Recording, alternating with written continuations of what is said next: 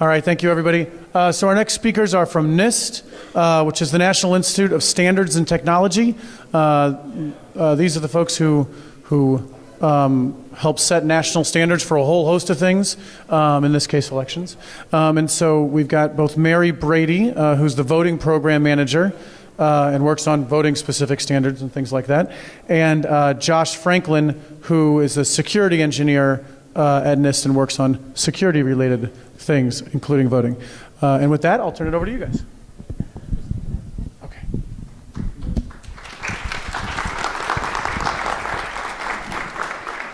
Thank you, everybody. I like to roam, so I can't actually speak in front of a podium.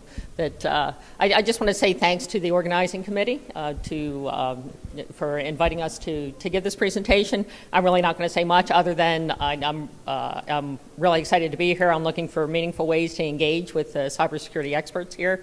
Josh will talk a little bit about some public working groups that we've established at NIST, one of them on cybersecurity. Some of you I know are already members of that group. We sure could use a lot more help. I'd be interested in some of your thoughts about meaningful ways in which we can engage with the community, and we're here to tell you a little bit about the work that we're doing, get some feedback from you, and look for ways to learn from the community. With that, let me hand it all over to Josh. Are you roaming? Or? I guess I'll roam. Yeah, born to roam. Howdy, everyone. My name's Joshua Franklin. Welcome to Hacker Summer Camp. It's been fun so far. Today, I'm going to talk a little bit about my, experiences in the election community for the, past 10, 12 years. A little bit about how we got here, where we are going. First off, I'm going to start with this slide. There was a man named Dr. Joseph Harris back in 1934, and he was basically looking at how elections are run in the U.S. back then. And he actually found these, various election fraud types, as he called them. And it's really interesting looking at this list because we're still really, really worried about many of these issues today. We have, since 1934, learned a little bit about, how computers work, and we've introduced, e-voting. And what we've really seen is that now we have these same issues, but also, modern electronic analogs to some of these same things. And so, keep these in the back of your mind as we go through some of this. So, who am I? Josh Franklin, IT security engineer at NIST. I typically do enterprise mobility, LTE security. I also do electronic voting. I've been in this area since probably 2004, working in voting off and on. I currently co-chair the NIST EAC election cybersecurity working group.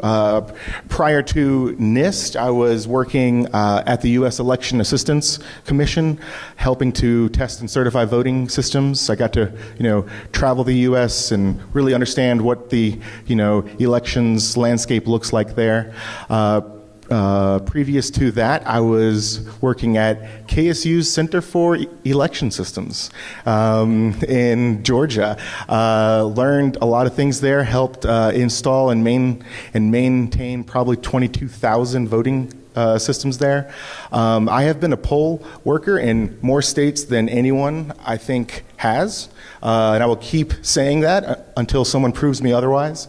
And I have a master's in InfoSec from Mason. Get to know an agency. What big federal agencies are out there? Believe it or not, the Federal Election Commission has little to no role to play here. They are primarily focused on campaign finance law. The Election Assistance Commission is what you really want to be looking at here. They are charged with providing assistance to local election officials, adopting the voluntary voting system guidelines, and running a testing and certification program for U.S. voting machines. NIST is in this space. We provide the scientific and engineering backing for the voluntary voting system guidelines. DHS is a brand new entrant into this area. They are, basically helping local and state election officials with, cyber-related issues. And then, of course, the good old FBI. They essentially prosecute domestic election crimes. At the state level, you have the Secretary of State's office. They are primarily the lead election officer, first and foremost, deciding how elections are run in their given state or territory. They're typically third in line in succession in a state, so it's a fairly powerful elected position. And then at the local level, this is where basically elections are actually run. You have counties, cities, townships, parishes, hamlets, all these different really small geographical entities that really actually know how elections operate because they actually do them. So it's a little bit blurry. That wasn't just my pencil. On the right side, we actually have the voting machines that we all know and love. DREs, OpScans, ballot marking devices. These are the voting systems that are actually in the voting hacking village. I was planning on pointing at them right now, but they're not here. So we have in the top right, we have DREs. These are basically voting systems that store ballot selections electronically. We have optical scan systems, which read paper ballot selections, typically Scantron machines, but modern ones are actually using computer vision algorithms to figure out what's a vote. And then we have ballot marking devices. These are a nice hybrid between the two systems. They actually have a touchscreen interface, extremely usable, but they also have nice security properties of actually printing out a paper ballot.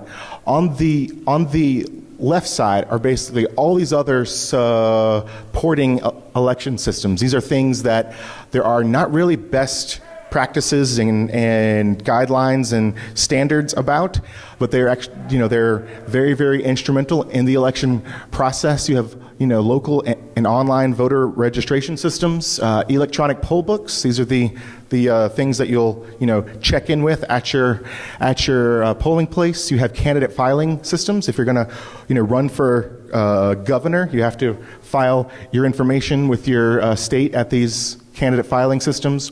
There's also ballot tracking, there's poll worker tracking, there's just a whole slew of other supporting election systems.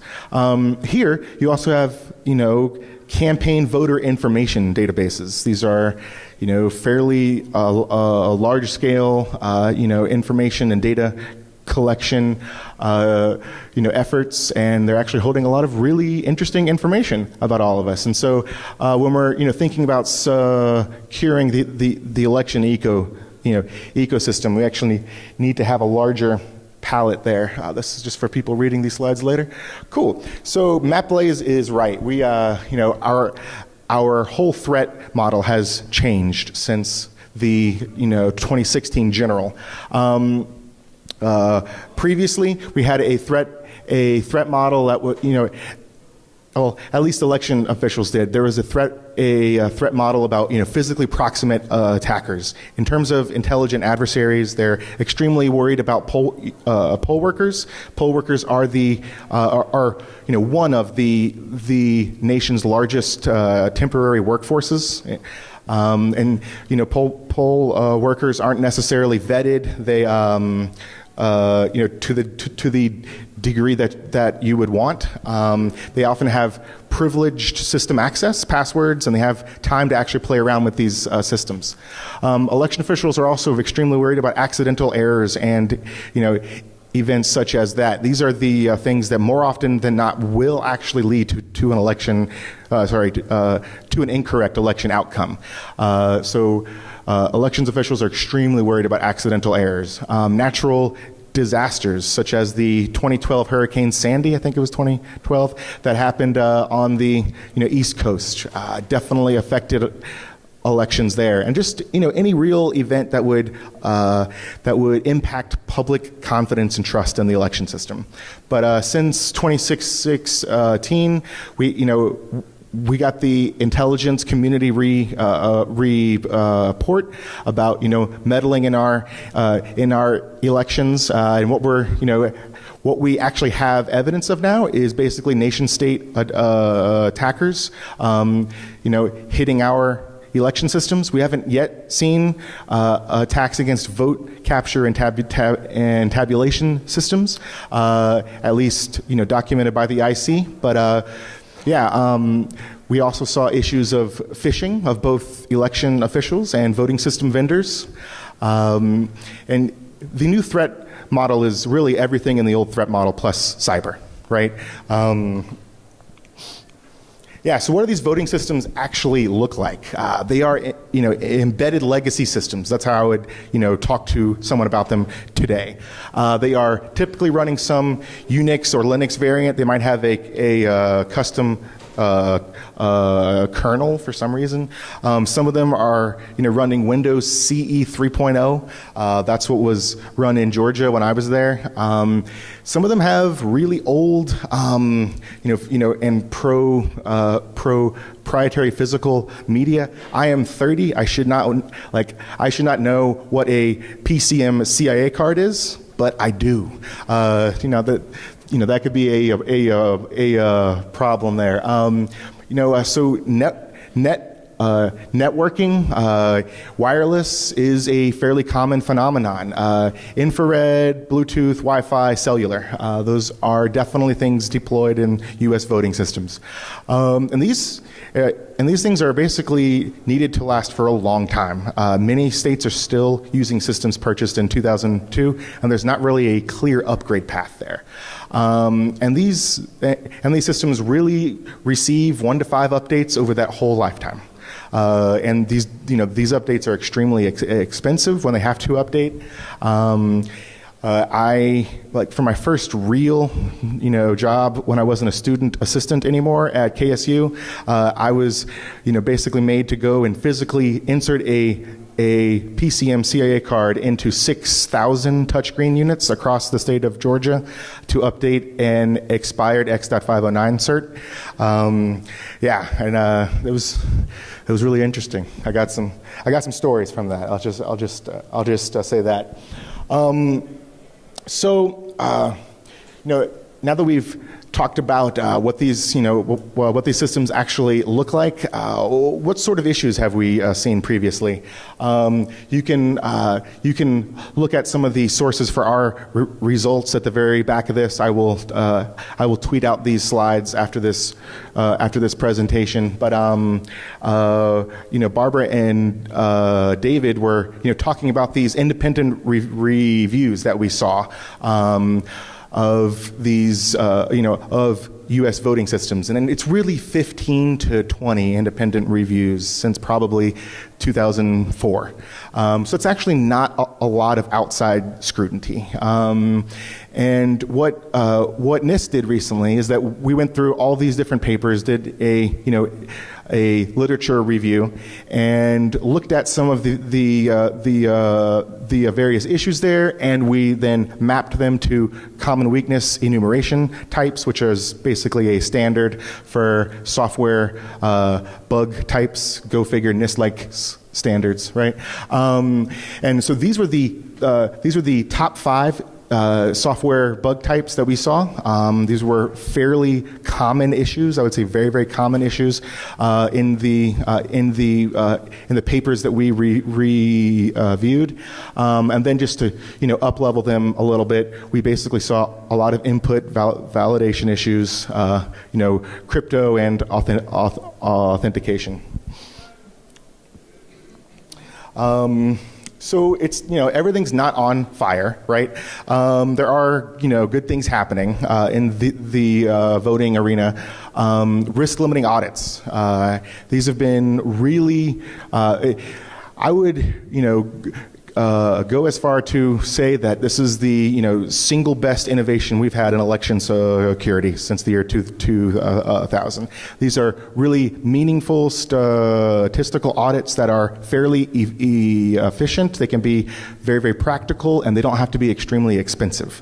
And so they can give an election official pretty good confidence in the election outcome without spending tons of money and time.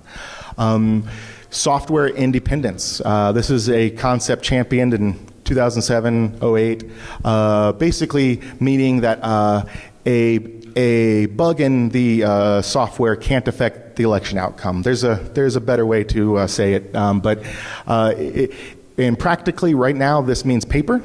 Paper voting systems, but this is the up-level concept that's more what desirable characteristics do we actually need in voting systems. There are proposals for completely software independent, fully electronic voting systems. These are called ETE, verifiable cryptographic protocols. These are really cool systems that have not really been used on large scales yet, but they essentially give a voter a receipt that guarantees them that their vote was included in the final tally, but they can't sell their vote with that receipt. So it's really cool, essentially domain-specific crypto. These things have been, they've been used in Tacoma Park, Maryland, and a couple of other places. There's definitely arguing about what constitutes this type of system. But it's definitely a really interesting research area and a potential path forward. And then finally, recognition of usability as a security issue is a big problem. It's sort of a new thing in that the community finally said, well, you know what? If it's not usable, availability drops to 0, and that can definitely affect the outcome. Well, at least the security of the voting system. And so NIST really likes software independence. We are including it in our recommendations for principles and guidelines for voting systems. But paper itself is not a panacea in elections. There are a number of physical security-oriented issues that can really affect the election outcome. Paper primarily gives you tamper detection and auditability, which is awesome. It's super great. But paper can be modified. It was a very common thing for a long time for whoever is counting ballots to put a little piece of lead underneath their fingernail, and if there's not a filled in bubble, fill in that bubble real fast. There are just non-cyber security related issues. Seals and chain of custody need to be verified. If you're not going to actually look at the paper trail, why have it? This routine, meaningful audits need to be performed. You can't just have paper. You have to actually do something with it.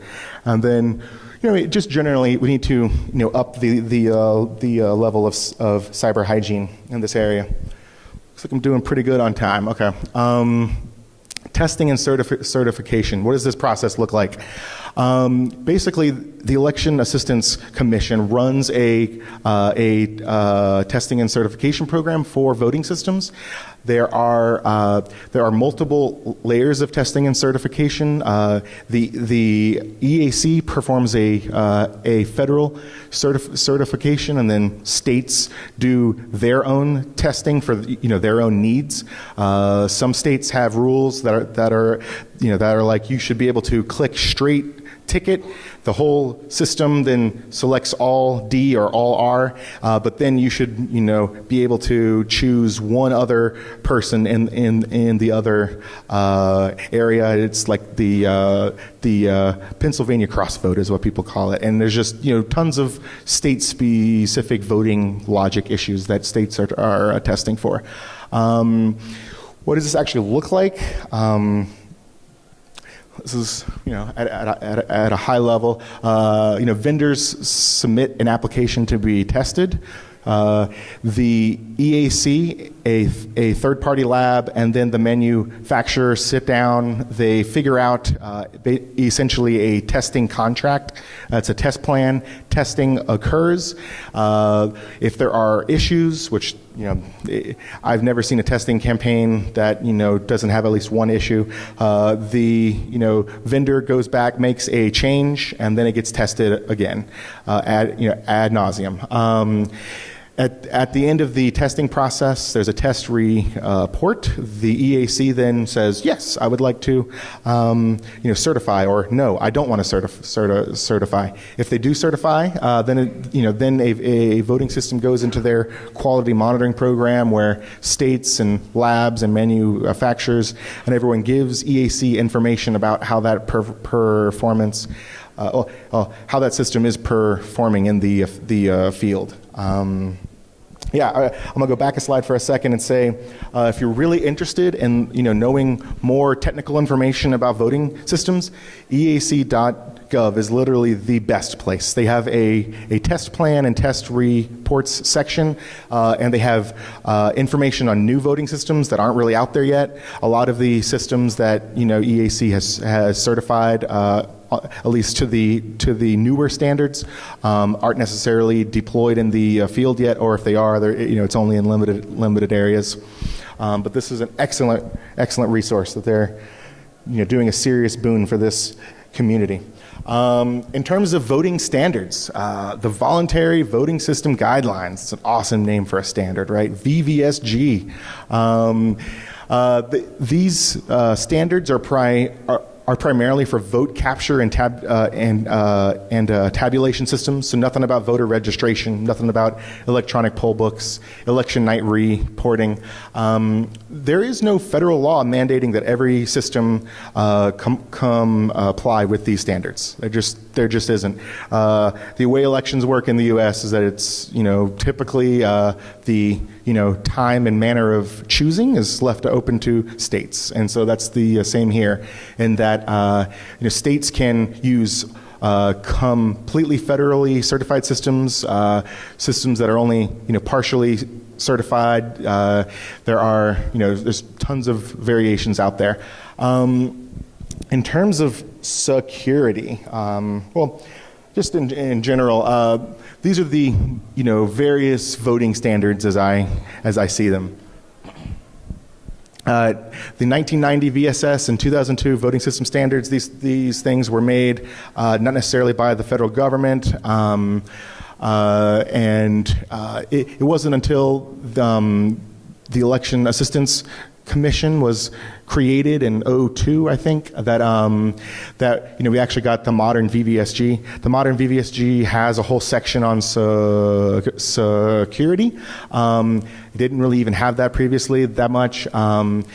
And there's been large changes in security as new standards have been made, but most systems in the U.S. are still certified to the 2002 VSS or 2005 VVSG, and it's mostly 2002 VSS. In 2007, NIST made some recommendations for next generation voting systems. There was like a really robust security architecture that was recommended because of some various issues such as software independence and penetration testing. Those were not eventually adopted, and so what folks did is they took parts out of the 2007 and parts out of the 2005, smushed them together, and you got the 2015. And so, that's the most recently adopted standard. NIST and EAC right now are actually working on a complete, it's basically a completely different way of looking at election standards, and we're basically having it's basically driven by outside input by voters and concerned citizens, and we're putting together these next generation requirements. This new structure is going to have principles, guidelines, requirements, and test assertions. Principles and guidelines are ultimately going to be what's adopted by the federal government, and then the requirements and test assertions are going to be a little more malleable, because what we've really seen is that there's just been a lot of changes, and sometimes folks get really locked into certain requirements, and it doesn't really help to be locked into requirements from 5 or 10 years ago. From a security perspective, I'm co-chairing this working group on in this area. These are the 7 high-level principles that we have listed. Each of these has a number of sub guidelines. They're all available at the NIST and EAC voting Twiki. A couple of things I'll sort of point out under auditability, which is the single most important principle that the whole group felt really, really strongly about. Software independence is included under that. Under access control, we have things like two-factor authentication for privileged election operations. For data protection, we have using well vetted, publicly available, and standardized crypto, which is really, really nice. For software integrity, which we're changing to system integrity, we have things like only digitally signed code can actually run on a voting system. If you want to talk about these later, I'll be around. So just to before we get to questions and stuff, these are some of the big things that I think really need to be addressed. We need routine, meaningful audits. I think that is a really important concept that needs to be enshrined here. We need regular external scrutiny of voting systems. It is absolutely key. The more folks who can take a look at these, I am of the opinion, the better. But when folks do find issues, there needs to be responsible vulnerability disclosure. Do not release a freaking 0 day a week before the election. Just don't. There are well-known. Essentially, if you have issues, if you find an issue, talk to the EAC, talk to DHS, and yes, if you want to make my Monday morning bad, you can send it to me too. That's perfectly fine. So I think that we need to augment how we really manage election security. I think risk assessment, threat modeling, contingency planning need to be common terms for elections officials, and I think that they need to be pretty knowledgeable in these concepts. Voting systems need regular software updates, just like anything. We need to figure out how to get voting systems regular software updates. I think it is untenable to have voting systems with CVSS score 10, right? With 50 of those on a voting system. That's just unacceptable. We need to find a way how to fix that. And then election officials need actionable guidance. You can't just go yell at them and say, do this. That's not really going to help any body. They need to, they need guidance in the language that they speak, and so you have to help speak their language. They are typically not cybersecurity experts. Election officials are, basically logistics champions. They do a really complex operation, and everything's all happening at one time. And then to finally, I'll basically stop here. So help make a difference. Many of you came. Means that you seem to at least care a little bit. Go like register and actually vote. Don't let apathy hurt the overall system. Be a poll worker. This is extremely important. It will really change how you look at elections, and this is how you can affect change in your local area. And local elections are the elections that will actually have an impact in your life in a fairly large way, fairly quickly. Work with your election official, not against them. Don't antagonize them. Help out. Be a force for good. And then just completely in a self-serving manner, join these public working groups. We're fairly nice people. Thanks everyone. Mary and I are here for questions.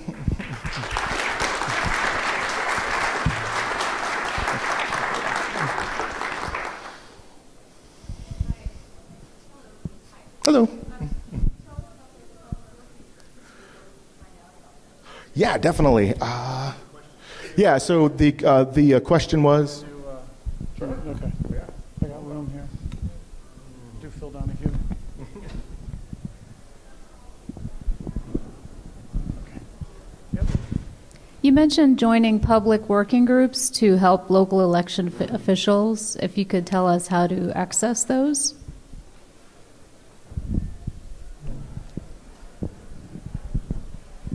So are you bringing up the reference? Yeah, so reference. There's a set of 7 working groups. There's 3 election groups. There's for pre-election, election, and post-election. And there's 4, we call them constituency groups because they're there to sort of help support the elections. But they're human factors, so usability, accessibility, cybersecurity, interoperability, where a lot of the common data format work is being played out, and testing. So you can follow a link that maybe is not coming up, or the easy way, the easy way would be to go to vote.nis.gov, and there's a link off of that page to the working groups, to the Twiki itself, and on there's information about how to set up an account and how to actually join the mailing lists. And there's a bunch of pretty simple videos that you can follow. And if you have any questions, just ask us. Yeah, Sure. yeah, definitely. I'll tweet them out in a moment. Yeah, I was going to say we'll post it on the Twitter. Cool. Okay,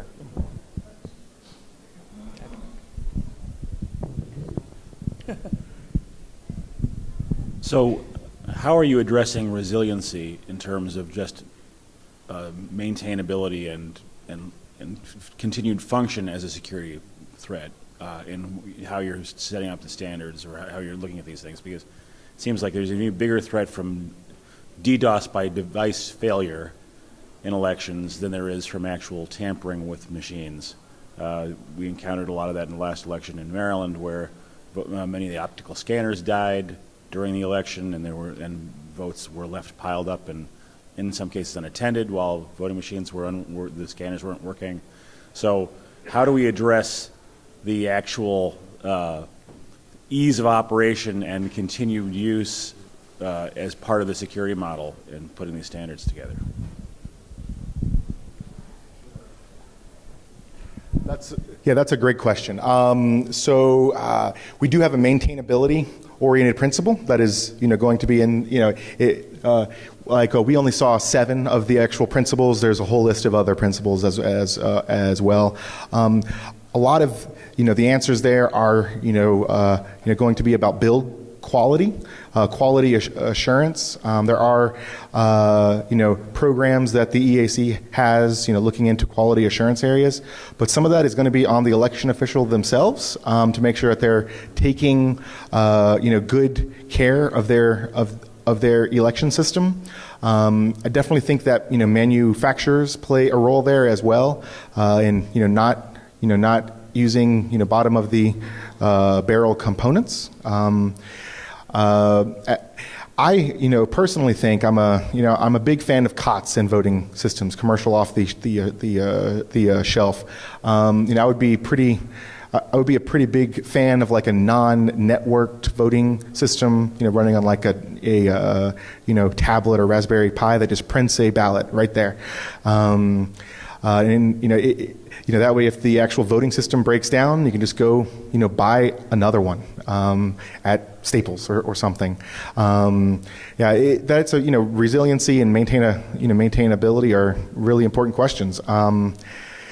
somehow these systems are still working for the most part since 2002. Always kind of, yeah, it is kind of amazing.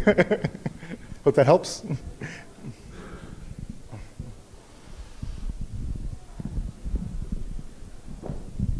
Thank you very much. Two very quick questions. Number one, are any of the efforts to update the VVSG going to take into account not just voting systems but also non-voting systems? No? Okay. Is EAC planning to address that issue as well? So the databases and the election management systems and... I can't talk with the EAC.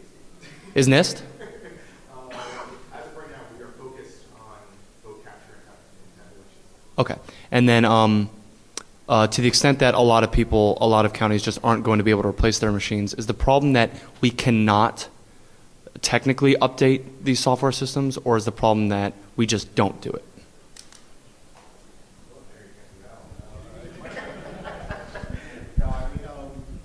Do you want to take it? I can take it. Go ahead. Okay, yeah, I mean, there's not really anything. Yeah, in the ESG. yeah, updating voting system software. I mean, it costs sometimes over $1 million to get a voting system certified. Yes, and so if even one software update occurs, then there needs to be a new certification process. Now, the second layer certification process, that second order process, doesn't have to be a full $1 million process. Typically, it can be really, really small. I think that the EAC has gotten those done in like 2 or 3 months in my experience. But then local election officials would have to pay for those software updates typically. Folks want you to buy the latest version of of an app sometimes, right? I mean, that's a very common thing, and just elections aren't the most well-funded operations. Let me just add a little bit to that. The EAC, prior to embarking on this effort to update the voluntary voting system standards, led a group of folks that came up with some principles moving forward, not to be confused with the principles and guidelines. And one of the areas that they really do want to figure out what to do about is how can we update the software. So it's in our minds. We don't yet have a solution because it's, we really sort of have to look at the testing process and how it would feed into the testing process and how much it would cost and, how can this all work. So if you have ideas, we're certainly,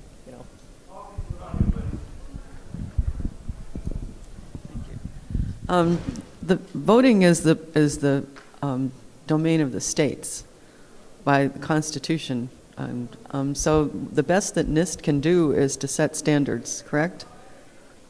Is to set a standard, and then the federal government can provide to the states money to assist the voting system, correct? Am I talking into the mic? Okay. Okay.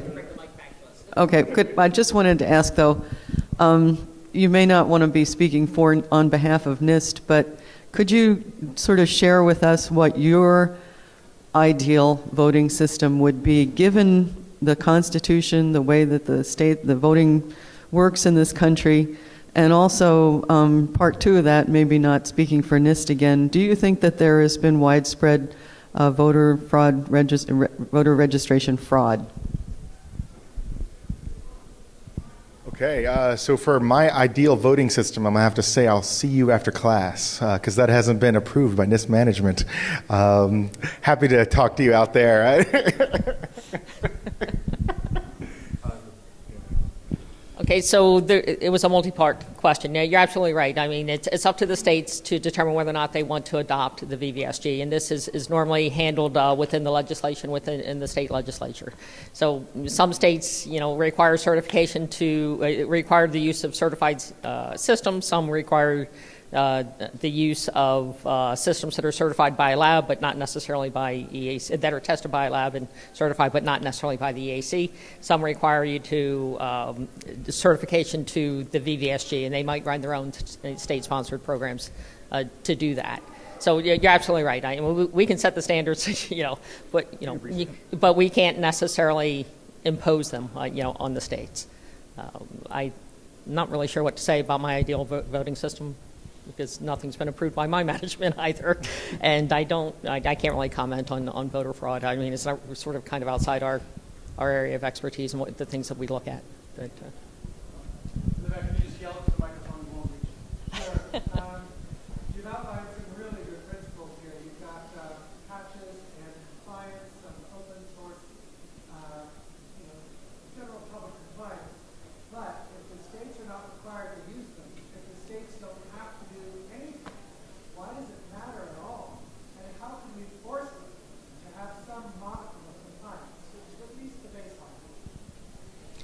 So let me just say that although the states are not required to use, there was some recent study done by NCSL, and I always forget what that stands for, the National Conference of State Legislatures, that indicates that 47 out of the 50 states do actually adhere to one of those areas, either use either certified systems, certified by lab, or to the VVSG, or somewhere even if they don't use those words, they use other words that that imply it.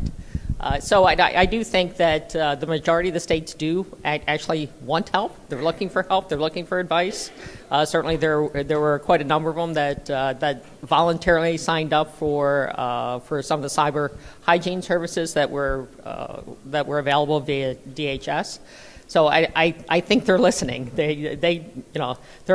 I mean, the election officials don't want to be hacked.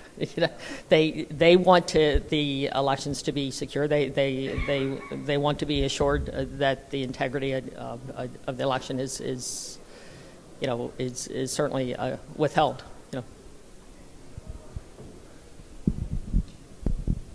Can you yell as well? Yeah. So in the public statements, we've been hearing about the security of voting systems. What we keep hearing over and over again is they're not connected to the internet, and therefore they're secure and can't be hacked. And you talked about wireless and other connectivity. So just ignoring a Stuxnet type attack. There's also acknowledgement of other types of connectivity. You can use cellular. It could bleed over to an internet connection, which is common these days.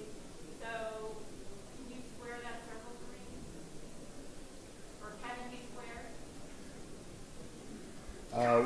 What exactly are you trying to square there? I mean, I don't think we've. Where the public comments about the systems not being connected. Have we said that? No. Oh, okay. I'm not saying this. Sorry. No, it's fine. No. I'm talking about the public statements that we're talking about. Yeah, I mean, so we can be. I mean, so an air gap is definitely a powerful mitigation, right, for preventing remote attacks. Yeah, I mean, states are going to have to make that sort of choice themselves. Then if they actually want to have wireless or wired networking at all, that's going to be a choice up to them. I mean, yeah.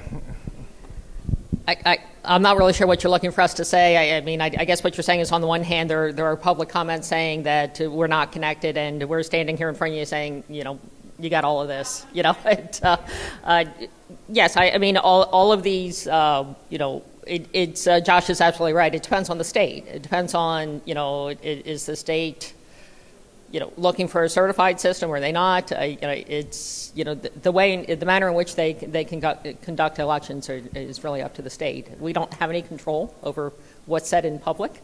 The only thing we can do is do our research and make it, make it available. Sorry, I'm thinking on this side of the room. Go ahead.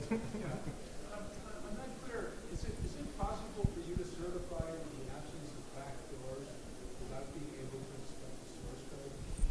So we don't actually do the certification at NIST. The voting system test laboratories go through the actual voting systems, and there's a series of tests that they run. The tests are developed by the voting system test laboratories, although we provide guidance into what they should be. And one of the things that the voting system test laboratories do have is access to source code, and all of the systems that that undergo that testing undergo a source code review.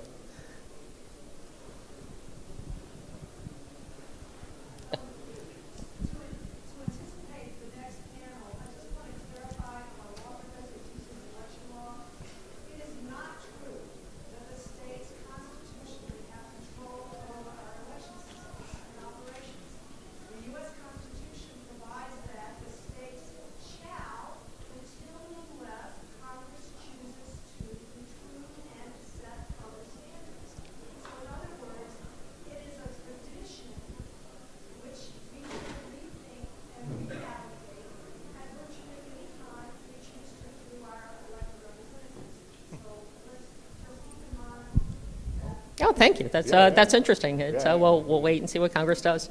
I think there's... No, I didn't. The mic can reach her, so. Okay, so since January, the Department of Homeland Security's decision to decide that voting systems, are critical infrastructure, right? So January they decided, okay, voting systems are now critical infrastructure. How is it that they're critical infrastructure, yet the EAC, the federal entity that oversees voting systems, has no teeth, in essence, and that some states still do not have to abide by the voluntary voting system guidelines? When will the first V in that VVSG be dropped, since we now know that they are critical infrastructure? Wisconsin is one of your 3 states that in its statutes says it does not have to and will not only use certified machines. So it's a big issue, and Wisconsin's a swing state, and they're not interested in changing their voting systems.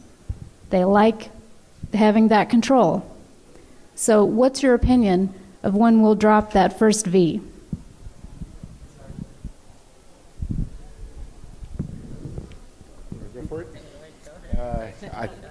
I think Candace is right. Talk to your congressman or woman. We have no control over dropping that first V. I haven't really heard serious proposals about doing that either. I just haven't heard them discussed at all. Got time for about 2 more. You just yell, or you can come up if you want. I'm an activist, and I've been doing it for many years, and I thank you for your presentation. But I take exception with a few things, okay? I take exception with the EAC when they certify something like virtual private networks, and I go into a court case, and the head guy of Wisconsin says, Hess, I said, how could you let these virtual private networks be set up? Because we know most fraud is done by insiders, okay? One person, and he says, hey, I wasn't me, it was certified by the EAC. Okay, and when you look at those guidelines, okay, when they passed the Help America Vote Act, there was no security standards until 2005. $2 billion is spent on these crap machines is what they really were, okay? I get very frustrated when an elections administrator says to me, we know it's working really well. We did a logic and accuracy test before and after. Well, I know when that test was done, it probably worked right. All you got to remember is Volkswagen, my God, they passed 600,000 tests. The machine was rigged to pass. You buy a flat screen TV, says it's high energy efficient, okay? You plug in the tester, the screen goes dim. It cheated. We need systems that are transparent, trackable, publicly verified. The stuff that comes out of the EAC just blows my mind of how inept. I don't think they even had a chair of that committee for 6 years or something like that. I mean, what are we to do, the voters, to know that we live in a country that makes believe that we're that other country? We know how fraction magic works. We know how the systems are set up.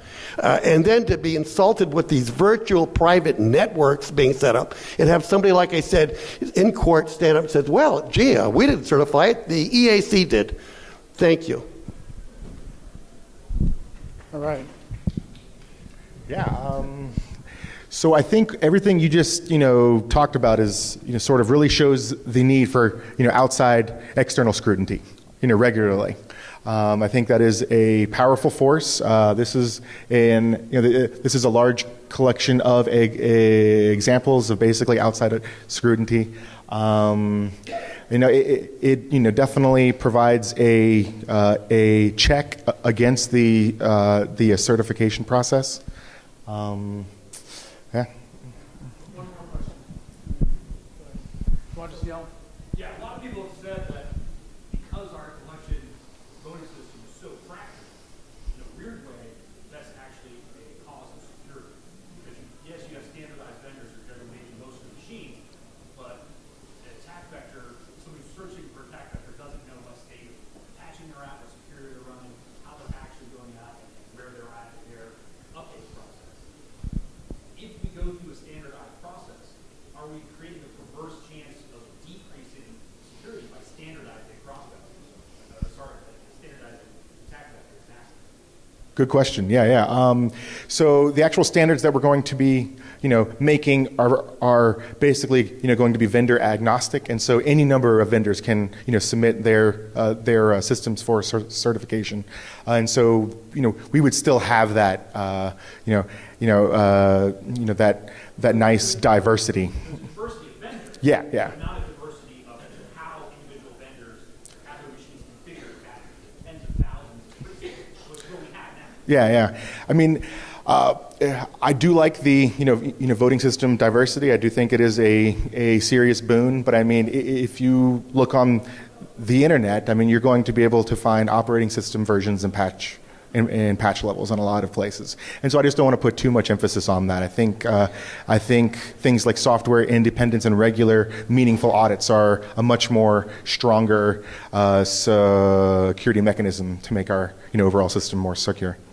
To be honest with you. Yeah. And then, so one more thing, after these guys wrap up, I do want to give them a round of applause. But so we've already had our first two successful breaches in the voting village. A WinVote was wirelessly hacked with remote access already, and an e-poll book internal data structure was already hacked, and that was about 20 minutes ago. So an hour and 40 minutes in, and we've already got our first two successful hacks. So, all right.